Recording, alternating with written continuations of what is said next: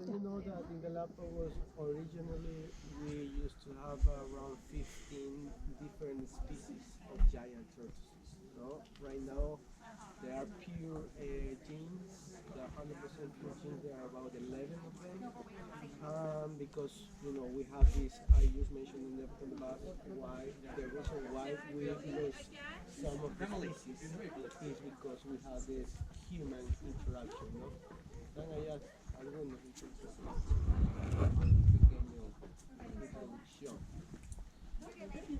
So yeah, so that is the reason why we lose a lot of these species. But just to know, in the planet, there are two only places we can find naturally giant tortoises. You know where they are? One is here, but there's another other place where we find giant tortoises natural. Anyone an idea? So there is another islands, group of islands in the Indian Ocean. It's called Seychelles. The Seychelles Islands, they have, that the main difference is that there is only one species versus here, Galapagos, that we used to have 15, no? So, and also the other main difference is that here in Galapagos we have a different three, we say, some people say three main kind of shell morphotypes, shape of the shells. Because remember I was mentioned that every island have their own ecosystem, their own features, their own things, unique conditions where this animal had to adapt and go really specific for these places. So here in Galapagos we have three main kind of shape of the shells. That here we will see one that we call the intermediate, one that we call the saddleback or shape of the shell, other one we call the dome shape of the shell, and then we have the intermediate. No? But there in the Seychelles Islands, they only have the dome, like this is round, more round, because these species that are living in these places that have dome shaped shell, they are adapt to eat straight from the ground because they are in places where it's growing a lot of grass, a lot of vegetation, and there are also trees that produce fruits that drop in the ground, and these giant tortoises develop that dome ground because they are eating straight from the ground. No? Then we have these saddlebacks, that have we say that this is the idea as the giraffe of the Galapagos. No?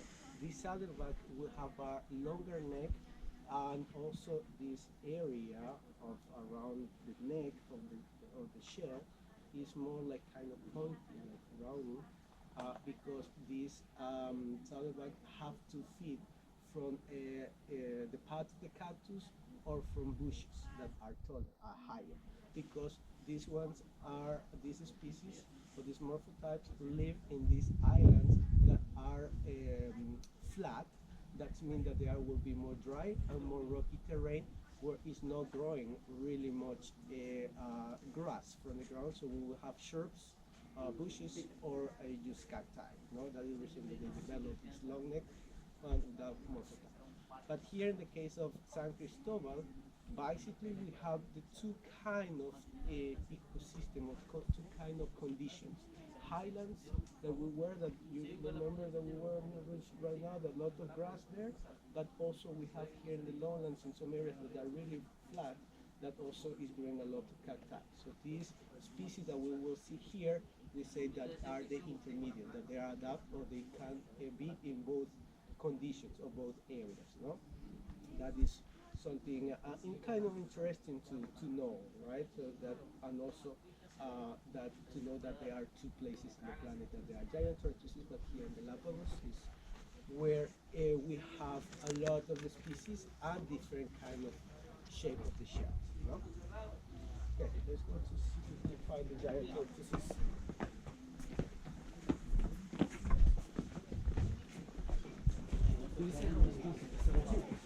11. I think 11. So 15, there were 15, 4 species went extinct and there's 11 left. But there's like... Not extinct, it's not pure. Like, oh, is that what you said? yeah, dog roots.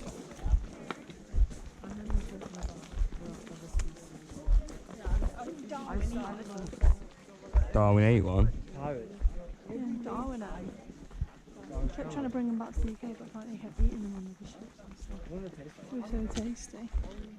What? I swear that's what guy told me. That's It's in crazy. there. Gosh, no. Oh yeah. Yeah.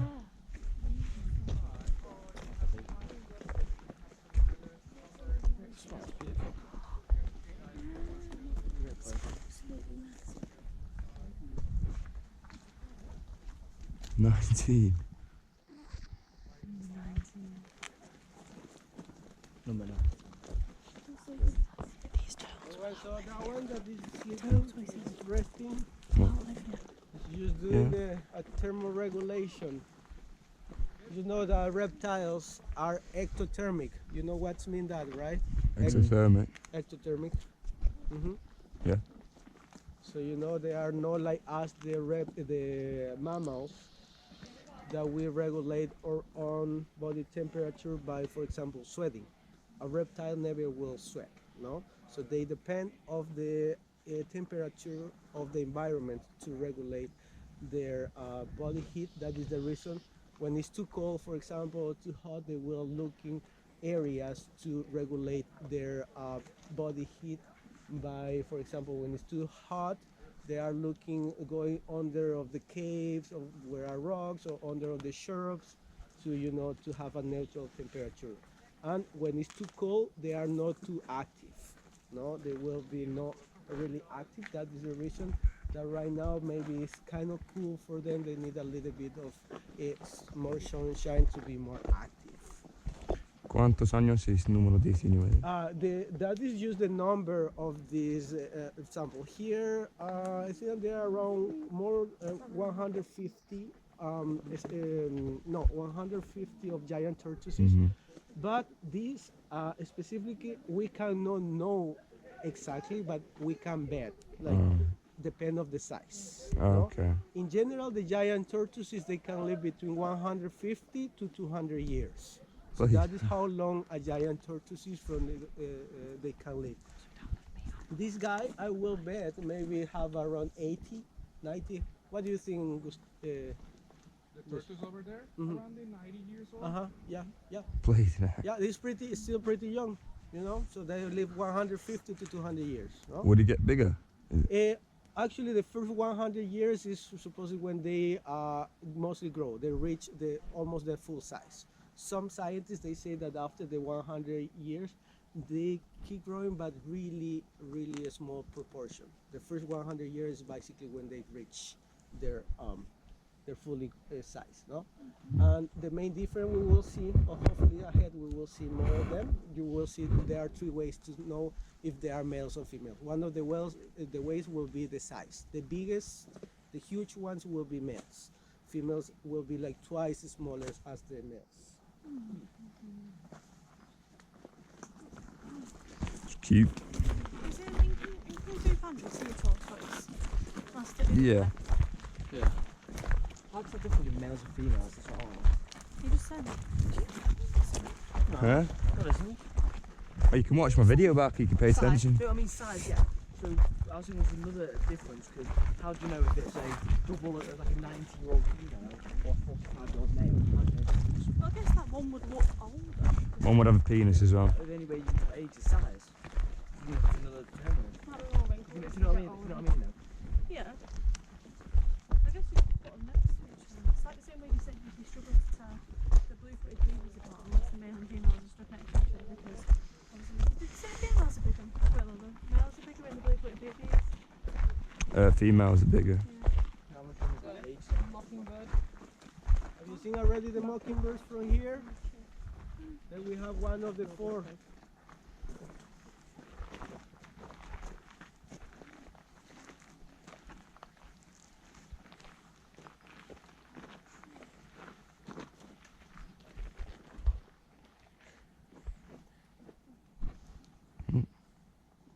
So you know that basically the mockingbirds were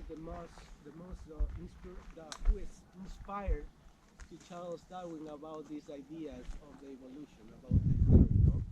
In some of his books, his history, he relate that he say that basically what shocked here or impressed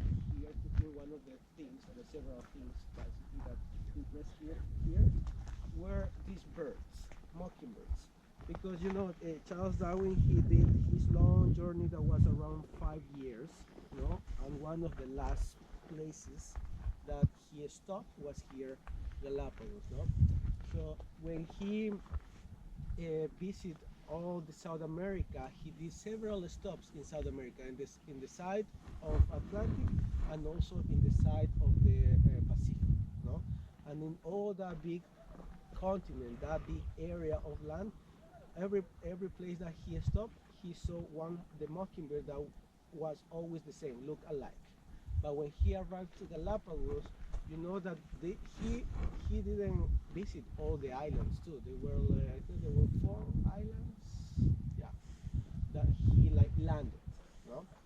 And then in this island that he landed, so he saw mockingbirds, and actually in every island that he saw mockingbird was different from each other, no? The mockingbird was different from each other, and there is when he started to maybe like cook this idea that maybe because this island is different from the other one, that thing that I just mentioned, no?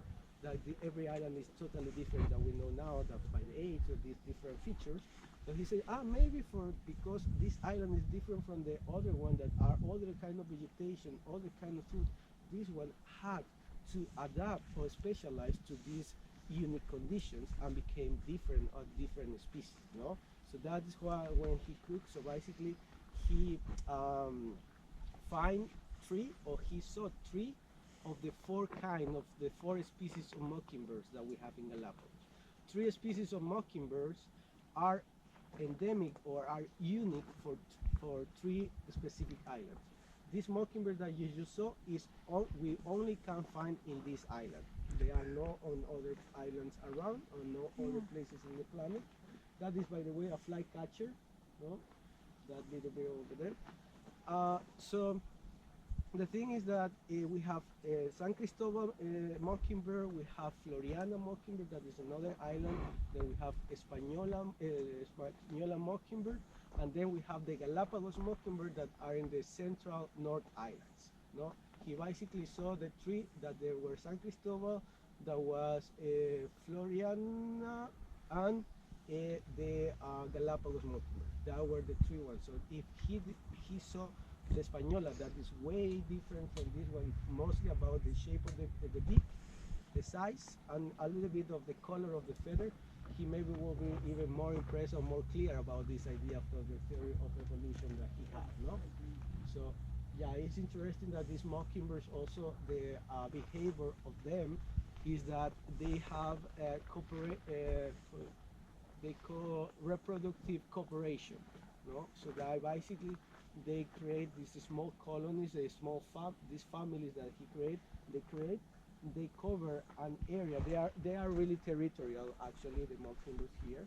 So they cover an area when the mom and dad start to have these chicks, and then the first season they have a chick, and then the next season they will have a second chick, but the first chick or the first baby will help to take care of the youngest or the newborn ones. No, that is why we say that these cooperative breeders, basically, no, that the whole family in charge to feed or help to feed the babies ones. No, that in the case of this mockingbird that we have around here. And you see the giant tortoise is on the way back walking. Yeah. Can you see the tortoise, miss? Come here, you can see it here. If you come here and you look through there, you can kind of make it out. You can see some babies moving there. I'll show you. Am I blind? Right straight down the middle. I've got me binoculars. That's a but it's Although it's covered with a load of tree coverage. You can't really see him from this angle. Look, I can see a tortoise. Straight down there, can you see it? It's moving. Oh yeah. There's one there moving. It's cute.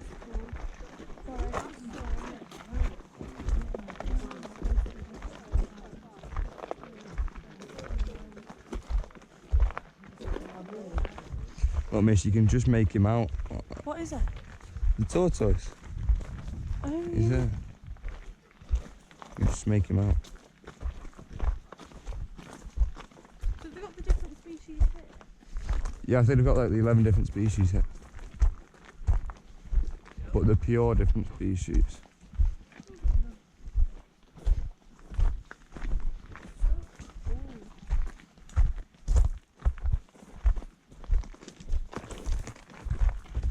it happen like in the world, but like not in the wild? Sorry? Straps really annoying when you have. So, What is it, twisted? See this tree that we have over here? You can see with this kind of roundish leaves. You know, have you seen the apple tree? Poison. The leaf kind of you remind you a little bit kind of similar of the apple.